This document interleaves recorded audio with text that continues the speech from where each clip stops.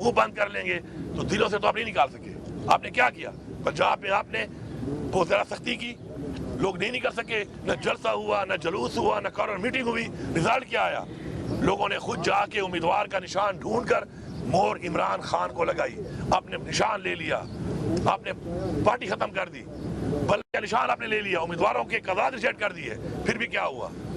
खुदा का वास्ता है जागो। और मैं इमरान खान साहब को मुबारकबाद देता हूँ कि खान साहब आपकी हमेशा ख्वाहिश थी और ख्वाहिश है कि मेरी कौम जागे। खान साहब आपकी कौम जाग चुकी है और इंशाअल्लाह हकीकी आज़ादी हासिल करने तक ये कौम आपके साथ खड़ी है। इंशाअल्लाह बहुत जल्द इंशाअल्लाह इमरान खान बाहर भी होंगे, इमरान खान साहब इस मुल्क के वज़ीर आज़म भी होंगे और इंशाअल्लाह ये मुल्क उस रास्ते पे चलेगा जिस पे चलने के लिए हमारे बाप-अजदाद ने जानी और माली कुर्बानियाँ दी थी।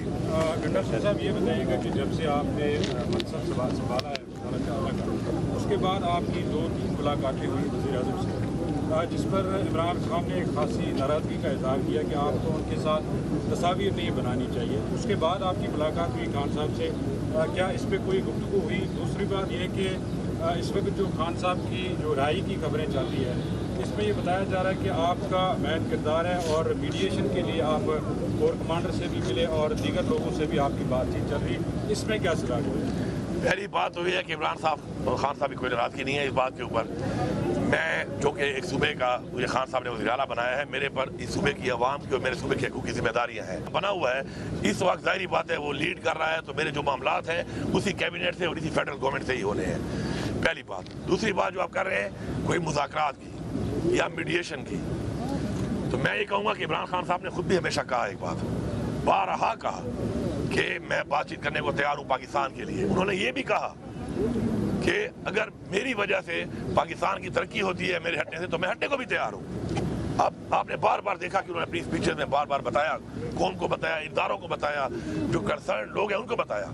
लेकिन अफसोसनाक बात यह है कि यहाँ पर जब प्लान बन जाते हैं, लंदन प्लान बन गया, कभी कोई प्लान बन गया, कभी कोई प्लान बन गया, उन प्लान के ऊपर जब मुल्क चलेगा और कुछ फर्द वाहिद, इदारे नहीं, कुछ फर्द वाहिद जब अपनी ज़ात के लिए अपनी डील के मुताबिक मुल्क को चलाएंगे तो उसका ऐसा ही अंजाम होता है। बाकी इमरान खान की जो रिहाई की बात है, हम उसके लिए पूरी कोशिश कर भी रहे हैं, हम करेंगे भी सही, हमारी टीमें लगी हुई हैं, सारे जैली केसेस हैं, एक्सपोज हो रहा है ये निज़ाम और इंशाअल्लाह अल्लाह अल हक इनको मज़ीद एक्सपोज करेगा, इतना एक्सपोज करेगा कि ये मुँह दिखाने के नहीं रहेंगे। इसलिए मैं इनसे रिक्वेस्ट करता हूँ कि बजाय आप मुँह दिखाने के नहीं रहें, खैर है अपनी गलती मानकर और मज़ीद इस मुल्क की आवाम को अंधेरों में ना धकेलें। गिरफ्तारी जारी हुई है, वो तो आपकी पार्टी के अपने लोग थे जिन्होंने आप लोगों के खिलाफ जो वो बयान दिए हैं अदालतों में, उन लोगों के लिए क्या मैसेज है? साने 9 मई के बाद आप अदालतों के ऊपर भी इल्ज़ाम तराशी करते रहे हैं और जो अहम तनसीबात थी उसके हवाले से आपके ऊपर भी इल्ज़ाम लगते रहे, लेकिन आपके अपने लोग आप लोगों के खिलाफ बयान दिए जिसकी वजह से आपके गिरफ्तारी जारी है, उनके लिए क्या मैसेज है? पहली बात तो ये है कि बयानात का आपको अच्छी तरह पता है कि बयानात किस बुनियादों पे आए हैं, किस स्ट्रक्चर के तहत आए हैं और किस तरह आए हैं। दूसरी बात है जजेस ने जो लेटर लिखा है उसके बाद तो चीज़ जाहिर हो चुकी है, ओपन हो चुकी है कि उन्होंने खुद मान लिया कि जी हमने दबाव में आकर ये फैसले किए हैं। और ये फैसले किसके खिलाफ हुए? ये तहरीक इंसाफ के खिलाफ हुए, ये इमरान खान के खिलाफ हुए, ये हमारे वोटर सपोर्टर हमारी लीडरशिप के खिलाफ हुए। और जहाँ तक आप बात कर रहे हैं कि मेरा मुख्तलिफ थानों में नाम है, तो मैं ये कहूँगा कि एक टाइम में 8 डिस्ट्रिक्ट के अंदर 9 मई को मैं मौजूद हूँ। 1 घंटे के अंदर मैंने उन 8 जिलों में कार्रवाइयाँ की। अब मेरे पास एक ऐसा F-16 तैयारा था जो स्पीड F-16 की मार रहा था, उत्तर हेलीकॉप्टर की तरह रहा था। तो ये टेक्नोलॉजी पाकिस्तान में अगर मेरे पास है तो मेरे पे साबित कर लें।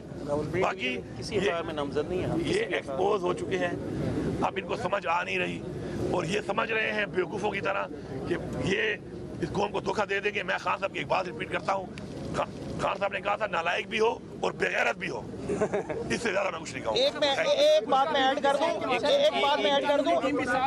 आपके एक क्वेश्चन का इन्होंने क्वेश्चन किया केसेस के हवाले से।